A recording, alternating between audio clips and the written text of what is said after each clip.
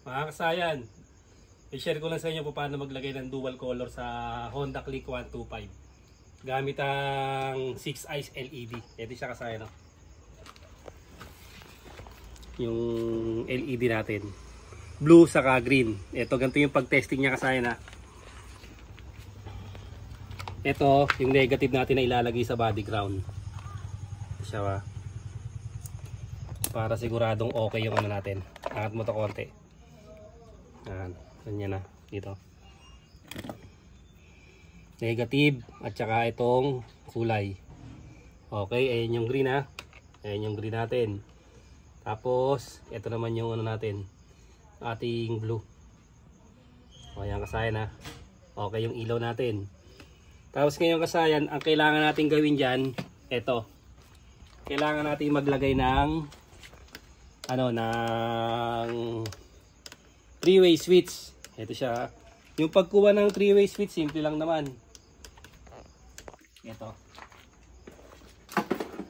Testing natin yung ating ano, testing tayo ng 3-way switch. Hanapin lang natin yung ating yung common ng 3-way switch.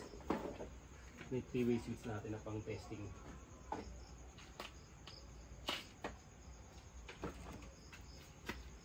Ito. Ito, ha. Yung gantong 3-way switch kadalasan pag ang kulay niya ay black, brown at saka blue. Kadalasan ang common dyan ay kulay blue. Tapos ito yung high and low. Kahit alin naman matapat dyan. Lalagay natin to sa ano, sa ito yung positive natin.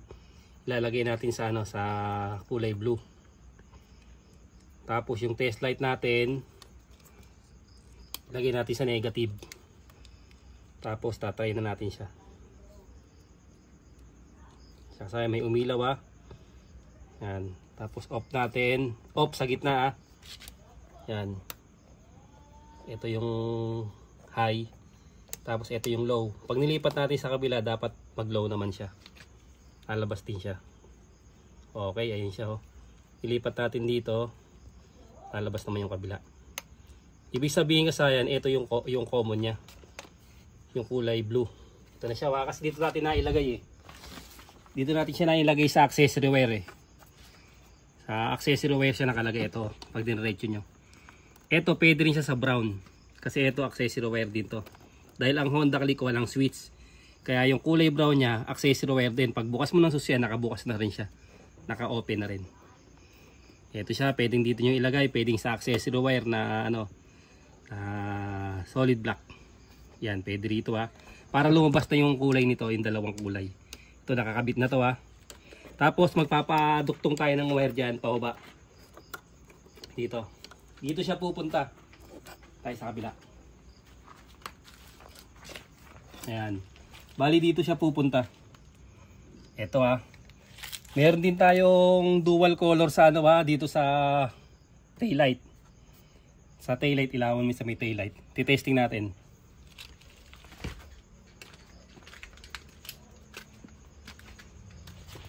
Meron din tayo dyan, ha. Ito siya. Ayan yung kulay blue.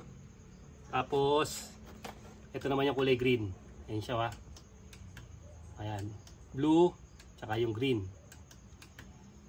Ayan, dito. Tutok mo dito. Bali kasi ito yung pwesto niya.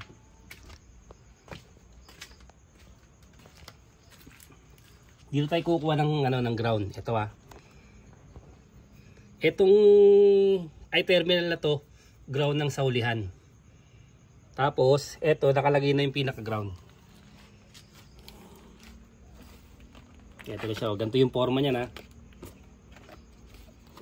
Yan, pag ganito yung forma niyan. May kanal, may kanal dito. Yan, tapos dito yan. Hanapin mo yung dito, ha, pasok mo. Yung kabila, ito. Ito, tingnan mo to, ha. Pumunta ka sa kabila, may ganito rin, ipasok mo rin na ganito. Igaganto mo rin siya. Yan, pasok mo dyan. Para di siya, para nakaano.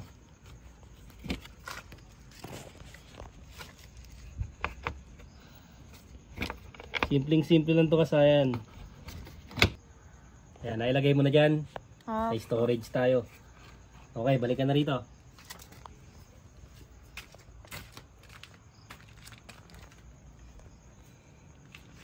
Ito yan ha. Ito yung negative. Tapos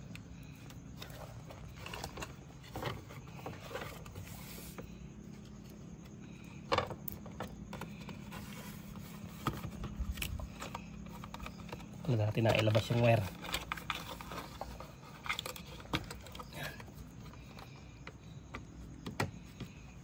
Ito siya ha. Ito yung negative niya. May palatandaan tayo dito sa dalawa na to.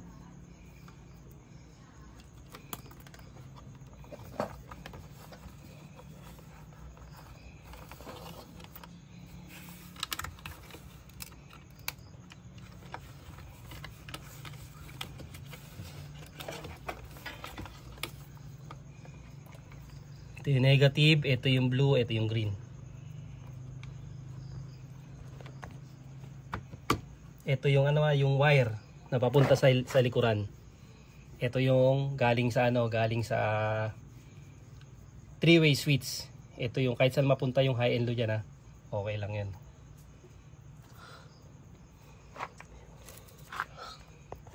Tunil lang natin para makakuha tayo ng ground.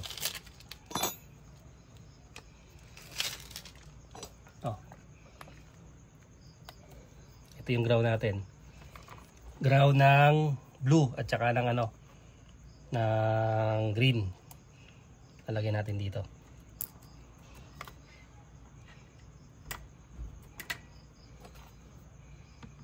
Simpleng-simple lang to kasayan. Kaya nyo gawin to kahit anong motor to.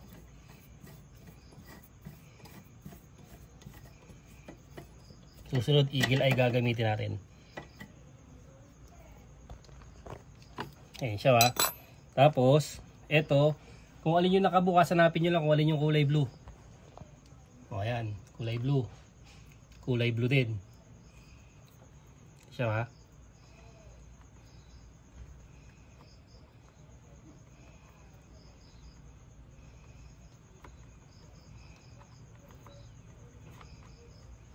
Yan. Tapos, ito naman kabila. Ito naman yung kulay green.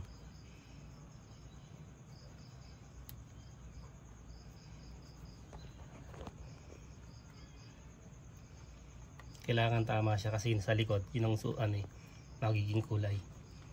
Pag naglipat tayo, ayan, kulay green naman siya.